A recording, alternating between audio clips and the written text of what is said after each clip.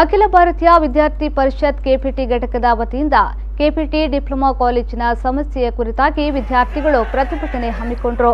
KPT ಕಾಲೇಜಿನ polymer, chemical ಮತ್ತು electronic ವಿಭಾಗದ ಕಟ್ಟಡವು ಶಿಥಿಲಗೊಂಡಿದ್ದು, ಈ ಅವ್ಯವಸ್ಥೆಯನ್ನು ಸರಿಪಡಿಸುವಂತೆ ವಿದ್ಯಾರ್ಥಿಗಳು ಪ್ರತಿಭಟನೆಯನ್ನ ನಡೆಸಿದರು. ಈ ಕಟ್ಟಡ ಹಳೆಯ ಕಟ್ಟಡವಾಗಿದ್ದು, ತರಗತಿಯ ಒಳಗೆ ವಿದ್ಯಾರ್ಥಿಗಳು ಭಯಭೀತರಾಗಿ ಕುಳಿತು ಪಾಠ ಕೇಳುವ ಪರಿಸ್ಥಿತಿ ನಿರ್ಮಾಣವಾಗಿದ್ದು, ಇದನ್ನು ಆದಷ್ಟು ಬೇಗ ಸರಿಪಡಿಸಬೇಕೆಂದು ಪ್ರತಿಭಟನೆಯಲ್ಲಿ ಆಗ್ರಹಿಸಿದರು. ಈಗಾಗಲೇ ನಿಮ್ಮ ಕಾಲೇಜಿನ ವಿದ್ಯಾರ್ಥಿಗಳು ಪ್ರಾಂಶುಪಾಲರ ಗಮನಕ್ಕೆ ತಂದಿದ್ರು. ಆದರೆ ಆ ಮನವಿಯನ್ನು ಕೊಟ್ಟು ಯಾವುದೇ ರೀತಿಯ ಪ್ರಯೋಜನ ಆಗಲಿಲ್ಲ. ಆದ್ರಿಂದ ಇವತ್ತು ತರಗತಿಯಲ್ಲಿ ನೀವು ಪಾಠ ಕೇಳಬೇಕಾದ ವಿದ್ಯಾರ್ಥಿಗಳು ಇವತ್ತು ಕೆಪಿಟಿ ಸಂಘದಲ್ಲಿ ಸೇರಿದ್ದೀರಿ. ಪ್ರತಿಭಟನೆಯಲ್ಲಿ ಕೆಪಿಟಿ ಘಟಕದ ಅಧ್ಯಕ್ಷರಾದ ರೋನಕ್ ಸುವರ್ಣ, ಕಾರ್ಯದರ್ಶಿ ಗುರುಪ್ರಸಾದ್ ಬಿ ಶೆಟ್ಟಿ, ನಗರ ಕಾರ್ಯದರ್ಶಿ ಮಣಿಕಂಠ ಕಳಸ, ಸಂದೇಶ್ ನಿಶಾನಾಳ್ವ ಮತ್ತಿತರರು ಭಾಗಿಯಾಗಿದ್ದರು.